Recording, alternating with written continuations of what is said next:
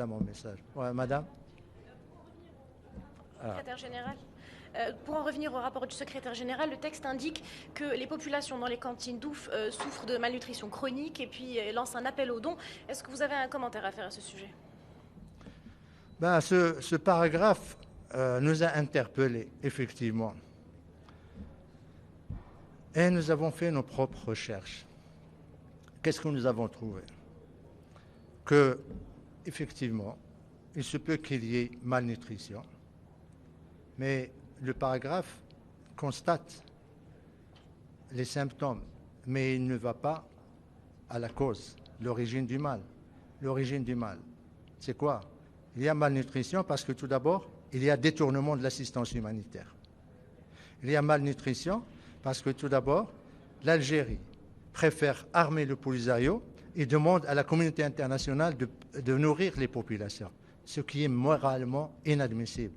Bien plus, ce que dépense l'Algérie pour équiper le Polisario peut nourrir ces populations pendant des années.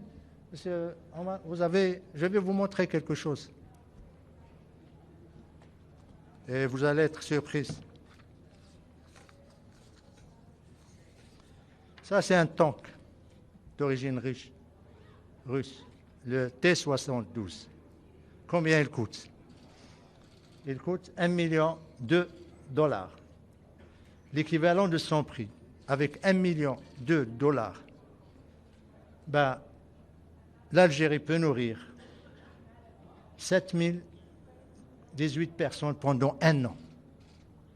Avec le prix de cette tank, l'Algérie peut fournir des services de santé à 19 355 personnes et garantir l'éducation à 6 186 enfants par an.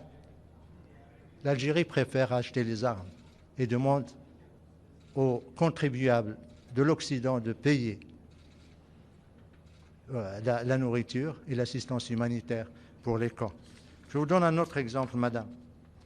Ça, c'est un pick-up avec un bitube qui peut être anti-aérien. C'est le ZPU-2, monté sur pick-up. Il coûte environ 60 000 dollars. Que représentent ces 60 000 dollars? L'équivalent de son prix peut nourrir 351 personnes pendant un an. Il peut fournir des services de santé à 968 personnes pendant un an et garantir l'éducation et la scolarité de 310 enfants pendant un an. Ces statistiques, nous les avons faites sur la base des critères et surtout les calculs du HCR et du PAM, et également des critères qui ont été validés par l'Union européenne. Dernier exemple, le plus élémentaire, le Kalash. Il coûte, c'est le Kalash AK-17, environ 1500 dollars. Combien il peut nourrir? Et au Sahara, il y a des milliers comme ça. Eh bien, il peut nourrir 9 personnes pendant un an, soit deux familles. Fournir des services de santé à 25 personnes pendant un an. Garantir l'éducation de 8 enfants pendant un an. Voilà ce que nous disons au secrétariat. Et voilà notre réponse à ce paragraphe.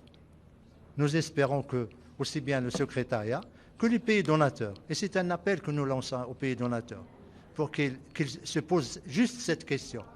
Pourquoi l'Algérie a suffisamment de millions de dollars pour armer le Polisario, mais il n'a pas d'argent pour nourrir les populations dont il a la première responsabilité?